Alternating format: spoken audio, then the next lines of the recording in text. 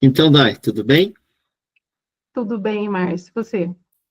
Tudo ótimo. Obrigado por aceitar mais uma vez esse convite aí de nós bater um papo e hoje eu resolvi te importunar aí na questão para conhecer um pouco mais sobre a vida do assessor.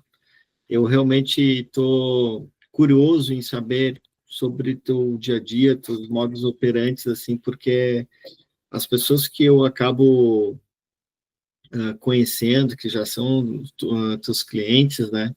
Realmente eu vejo que tem um vínculo muito forte. Então, imagino que não seja só porque tu seja uma pessoa gentil, amigável, inteligente como tu é, mas tu deve entregar muito resultado técnico, financeiro ali.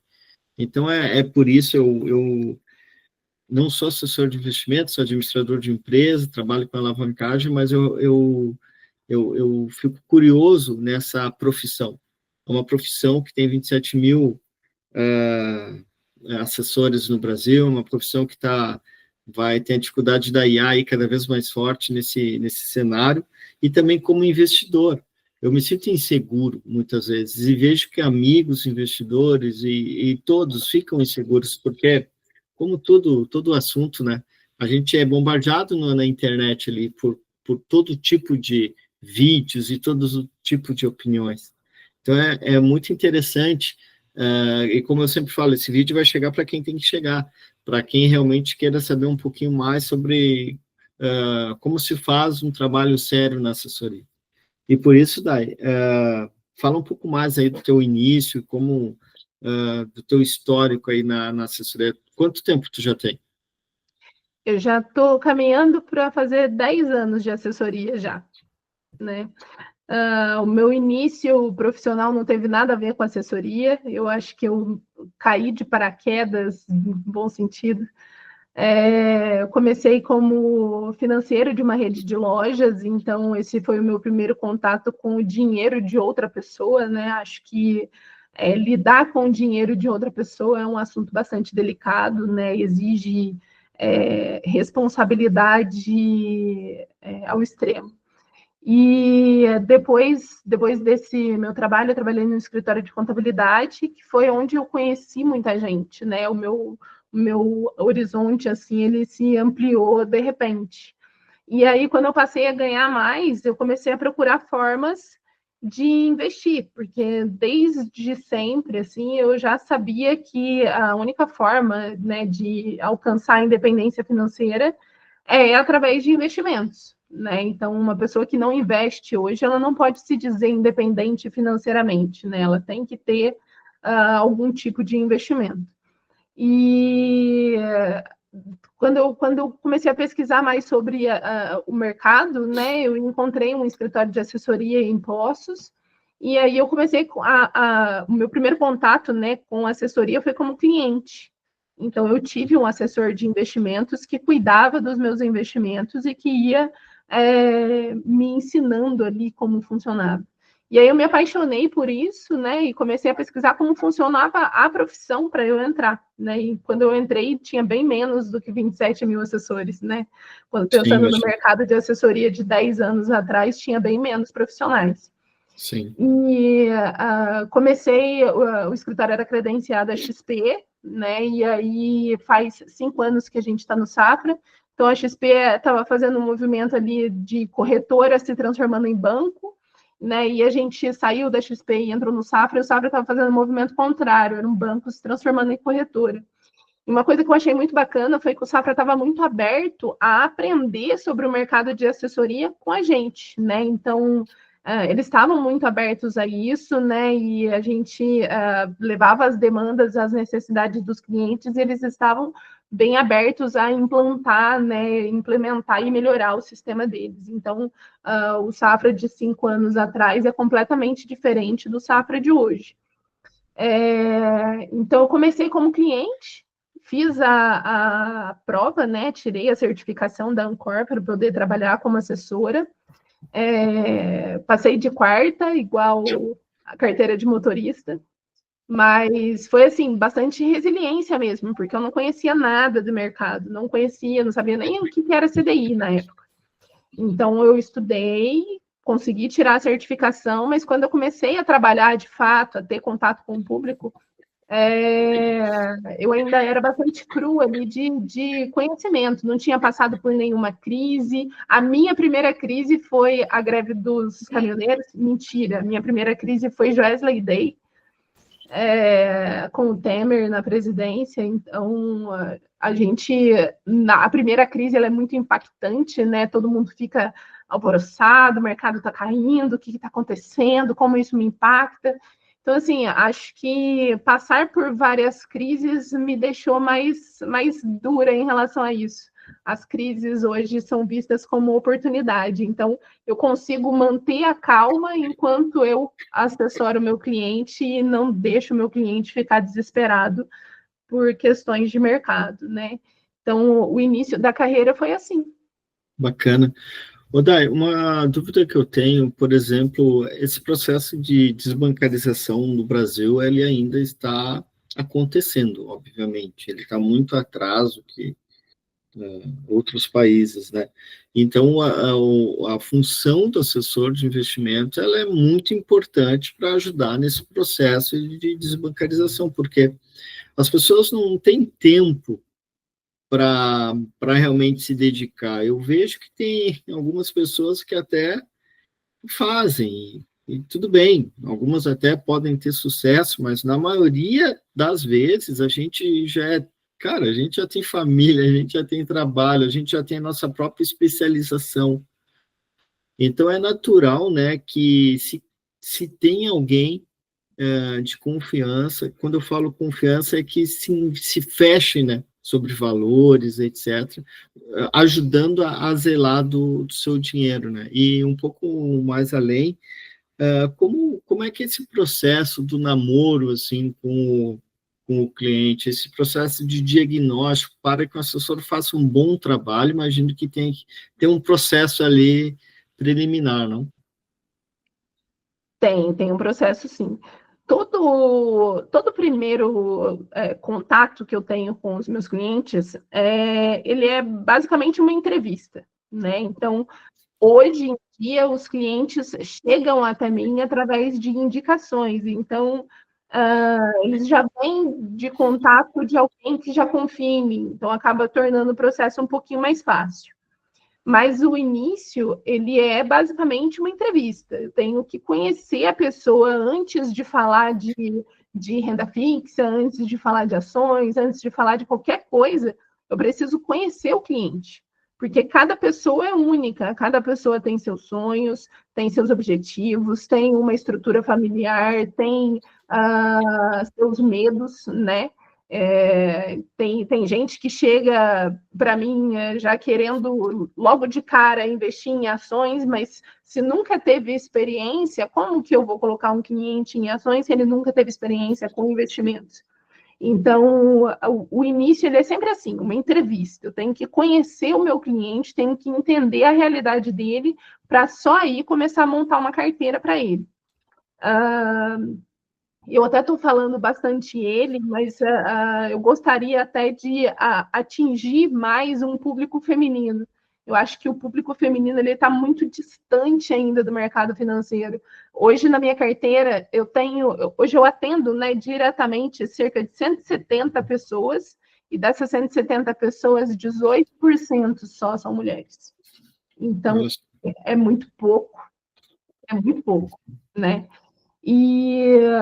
Mas acaba que os homens têm muito mais interesse. Eu não sei, eu ainda tenho que descobrir por que as mulheres estão longe do mercado. Não sei se é por medo, não sei se é insegurança, mas de repente esse vídeo chegando possa abrir um pouco a mente das pessoas, né? Porque pensando assim nesse primeiro contato, né, na entrevista, a pessoa também vai me conhecer, eu também estou aberta a responder perguntas, né? Eu quero que a pessoa se sinta completamente confortável de investir comigo, né? E depois, assim, na seleção, né, dos produtos, o que vai compor a carteira, é um projeto desenhado a 4 mãos. Enquanto eu não vejo que o meu cliente está 100% confortável com o que ele tem, a gente não para. Então, o trabalho ele começa com a primeira reunião e ele se alonga ali para o resto da vida do cliente. Eu tenho pessoas que estão comigo desde o início. Tem um cliente meu que foi a minha primeira reunião sozinha, porque antes eu fazia reunião com outro assessor que ia me acompanhando e me ajudando e tudo mais. A minha primeira reunião sozinha, ele é meu cliente até hoje. Então, assim, acho que foi um processo de confiança que a gente foi criando. E eu sempre procuro deixar bem claro para o cliente que aqui é um ser humano atendendo um outro ser humano, né? Eu acho que isso é muito importante. Não tenho dúvida. E dá assim, eu vejo que tem algumas pessoas, alguns comportamentos que parece que não querem ouvir o lado ruim, ou seja, são ambiciosos ao ponto de estar querendo determinadas rentabilidades, mas minimizam os riscos, né? Minimizam os riscos, né? E quando acontece, talvez estoura no assessor, estou sendo mal assessorado, né? Então, como é que tu faz assim para realmente deixar a pessoa bem a par dos passos, né? Porque todo mundo que entra no mercado de investimento, ele quer multiplicar, ele quer crescer o que ele já tem, os ativos dele ali, né? Uhum. Mas nem sempre é assim, né? Em curto espaço de tempo, imagino que devem ter ativos que eles recuam para depois vir a subir. É normal isso, né? Mas essa relação, como é que tu faz para filtrar, para vacinar, para realmente não ter nenhuma surpresa de nenhum dos lados? Porque tudo que é bem tratado não sai caro, né? Exatamente. Acho que o começo do relacionamento, eu já deixo isso bem alinhado. Eu não vou fazer nada que vai deixar o meu cliente desconfortável. Então, você falou primeiro, tem alguns investimentos que primeiro recuam para depois voltar a subir. Eu não trabalho dessa forma. Eu monto uma carteira que vai fazer o meu cliente conhecer. Ele primeiro tem que conhecer o aplicativo, ele tem que conhecer a plataforma, ele tem que acessar o site, ele tem que ver como aparece o extrato, ele tem que ver. Primeiro, ele tem que conhecer. O cliente tem que conhecer a plataforma e me conhecer. Eu tenho o WhatsApp aberto para todos os meus clientes. Todas as vezes que surge alguma dúvida, alguma coisa, o cliente manda mensagem para mim. Eu até brinco que eu só não respondo se eu estiver dormindo. Né? Então, eu sempre procuro estar próxima e disponível o máximo possível para os meus clientes, porque eu sei que lidar com o dinheiro da pessoa é estar lidando com o trabalho, é com o suor, é com o tempo. Às vezes aquilo ali é todo o dinheiro da vida da pessoa, tudo que ela conseguiu conquistar. Então, na seleção da carteira, a primeira coisa é conhecer. Então, eu não coloco, não indico, né, ativos de risco de forma nenhuma.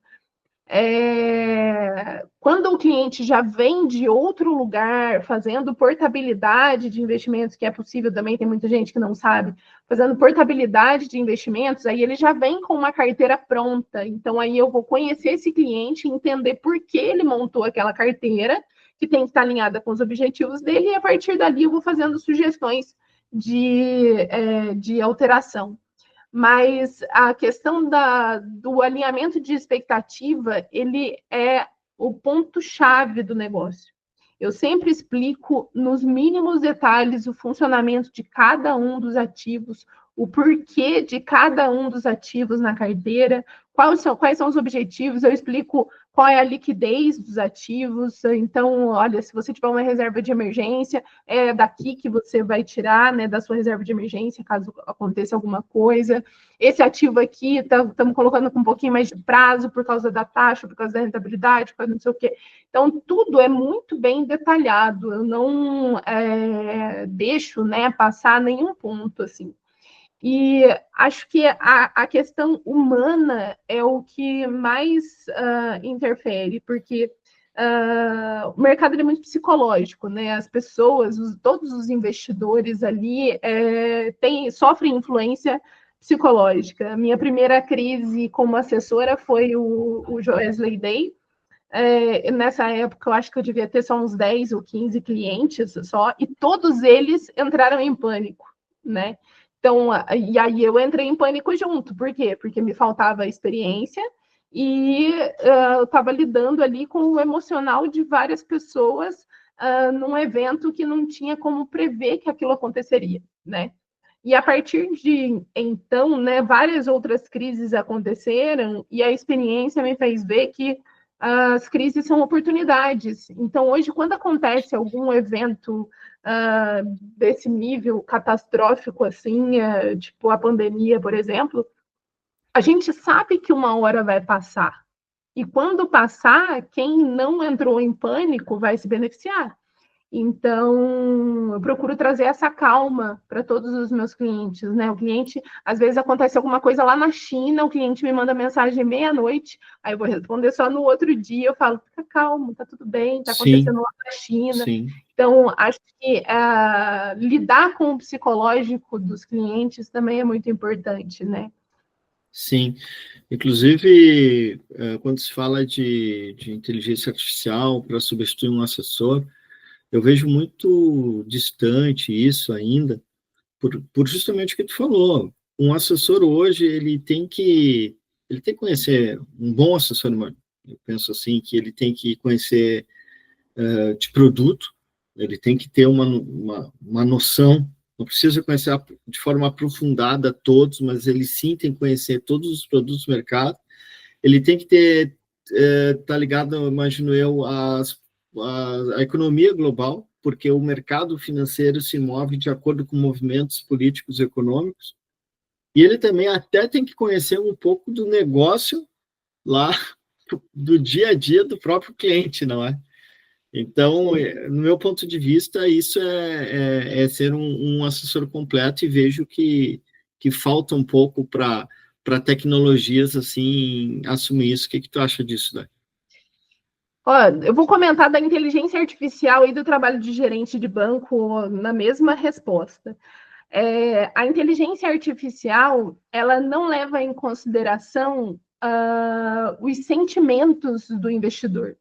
Ela vai levar em consideração as informações secas que ele colocar lá. Quero uma carteira de investimentos com foco em tal prazo, com perfil arrojado, tal. O cliente vai dizer para a inteligência artificial o que ela tem que dar. Mas como o cliente vai dizer o que ele quer se nem ele sabe?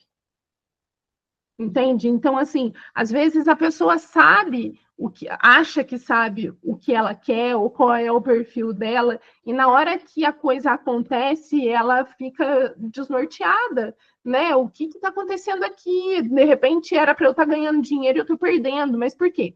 Porque a inteligência artificial montou uma carteira com base na informação seca e não em relação a sentimentos e comportamentos, que é o que vai interferir de verdade na carteira do cliente, né? E a grande maioria das pessoas hoje ainda estão com seus investimentos concentrados em bancos. Por quê? Porque tem medo, porque falta conhecimento, porque tem uma série de fatores aí. Mas um ponto muito importante é que o gerente do banco, ele é um funcionário da instituição. Então, ele recebe ordens de cima e ele apenas executa. Então, o gerente de banco, ele vai ter meta de consórcio, ele vai ter meta de seguro, ele vai ter meta de, sei lá, vai ter meta de todos os de crédito, que são os produtos que são de verdade rentáveis para as instituições financeiras, né? E aí, esses produtos são ruins? Não, esses produtos não são ruins. Ruim é o cliente que não precisa ter que fazer alguma coisa que ele não conhece por instrução de alguém em quem ele confiou. Então, a diferença, né, do assessor de investimentos para a inteligência artificial e para o gerente do banco é exatamente essa. A gente conhece os produtos financeiros e a gente conhece cada uma das pessoas. E a partir dali, a gente vai alinhar o que vai para cada cliente. Então, vai ter cliente que vai precisar de seguro de, sei lá, de responsabilidade civil, por exemplo, no caso de um médico. Eu não vou falar de seguro de responsabilidade civil para uma pessoa que tem uma outra profissão que não tem a responsabilidade civil, né? Então, assim, a gente... o que eu procuro fazer, né? É proteger e rentabilizar o fruto do trabalho do cliente. Essa é a função do assessor. É entender o cliente entender a realidade financeira dele e, a partir dali, proteger e rentabilizar. Como que a gente protege? Né? Como que busca essa proteção? Pode ser através de seguros, pode ser através de uma holding, pode ser através unicamente das aplicações financeiras. Como que a gente rentabiliza isso? Pode ser através das aplicações financeiras, pode ser através de consórcio, por exemplo, pode ser através de crédito. Às vezes o cliente quer realizar um projeto, mas e se descapitalizaria para isso. O assessor de investimentos vai fazer o quê? Vai entender essa realidade e vai apresentar soluções. Na primeira reunião, eu até me apresento para os clientes como sendo uma solucionadora de problemas. Eu brinco, você vai trazer para mim um problema, eu vou te apresentar 7 soluções, né? Então, assim, usar as ferramentas financeiras alinhadas com os objetivos de cada um dos clientes é que faz do assessor de investimentos um profissional tão importante. Por quê? O gerente do banco vai usar as ferramentas financeiras que são rentáveis para o banco. A inteligência artificial não entende o sentimento, né, e o comportamento do cliente. Já o assessor de investimentos, sim. Bacana, muito interessante. Dai, indo para o final aqui, realmente eu te faço todas essas perguntas porque me impressionou bastante, muito mesmo, sabe? Talvez pelo meu distanciamento, eu imaginava que era uma relação muito mais fria entre assessor e cliente. E como eu falei anteriormente, me chamou muita atenção o teu relacionamento com teus clientes. E repito, imagino que tu faça um trabalho de multiplicação realmente do patrimônio que eles têm, porque ter uma harmonia com o seu assessor se as coisas não estão indo bem com números também. Imagino também que não é sempre assim, imagino eu, né? Mas assim, acho que na esmagadora maioria, na totalidade das pessoas que eu tive o prazer ali de estar na mesma reunião, me surpreendeu assim muito positivamente sobre a satisfação desses clientes que estão contigo. Então isso me faz aí tornar público isso, te reconhecer como realmente, a Dai está fazendo um excelente trabalho de assessoria, né, Dai? Ai, Márcia, eu fico bastante contente de ouvir você falando isso. Na verdade, o meu elo com os clientes, ele se fortaleceu bastante depois que eu fiquei doente, né? Algumas pessoas já até sabem o que aconteceu, mas quando você escuta a palavra câncer, algo dentro de você muda, sabe? E isso mudou dentro de mim. Eu comecei a enxergar os meus clientes como pessoas de fato. Antes eu olhava para eles como números. Meus clientes são números que eu tenho que entregar resultado. E eu tenho que fazer esses números crescerem. Então, basicamente, era isso. Hoje, né, assim, nos últimos 2 anos, eu comecei a dedicar boa parte do meu dia a estar realmente próxima dos meus clientes. Realmente próxima. Chamar para perguntar como é que foi o dia, perguntar como que está o filho na escola, sabe? É realmente demonstrar um interesse genuíno pela vida do cliente. E eu tenho isso, sabe? É genuíno mesmo. Eu me interesso pela vida dos meus clientes, eu quero fazer parte da vida deles. E eu até falo assim que eu gostaria de acompanhar os clientes para sempre e, de repente, até fazer o planejamento, o processo sucessório deles e acompanhar os herdeiros também. Né? Eu acho que isso é muito importante. E até me emociona dizer isso, porque hoje eu tenho clientes que se tornaram meus amigos, e tem pessoas que nunca me encontraram pessoalmente, e hoje eles são meus amigos. E eu acho que tudo mudou depois que eu comecei a ter interesse genuíno pelas relações e começar a fortalecer isso, sabe? Então, não é chamar o cliente para fazer negócios. Fazer negócio a gente faz a qualquer tempo, a qualquer hora, quando surge a oportunidade. É chamar o cliente para saber como é que te falou na semana passada que ia ter a festinha de aniversário do filho agora e se chamar para dar parabéns. É lembrar disso, sabe? de detalhes. Isso não é um CRM que dá, isso não é um sistema que dá, isso é interesse genuíno, sabe? Eu ia te comentar isso. Eu já vi tu fazer várias perguntas, assim, bem particulares, assim, que parece que a pessoa é teu parente, assim, que tu fala o nome da outra pessoa, e a fulana lá, fez lá, tá. Dá para notar que isso aí não vem de um CRM, eu até ia falar isso, dá para notar que realmente tu, além de ser organizada, porque imagina, tu tem centenas ali, tu tem quase 200 clientes, tu não vai lembrar, mas eu vejo que tu deve ter a tua organização, mas eu vejo que a pergunta é realmente bem genuína, parabéns, Dai, parabéns mesmo, Não, tem pessoas que se tornaram meus clientes antes, por exemplo, do filho nascer, e aí o filho nasceu, o filho já está com 7 anos agora, e eu lembro de cada detalhe, sabe? Então, assim, esse interesse genuíno mudou tudo, sabe? Isso veio depois que eu fiquei doente, eu admito isso, sabe? Que antes eu não era assim, e hoje eu sou. é uma história muito bonita, muito legal mesmo. Então, Dai, eu acho que eu cumpri o objetivo aqui. Muito obrigado, de passar para frente isso. Eu acho que é uma obrigação, ter isso gravado, ter isso, à disposição das pessoas realmente. Ô, Dai, e como é que faz, assim, tipo, se alguém olhar esse vídeo e se interessou por algum momento, quer maiores informações, quer falar contigo, como é que faz?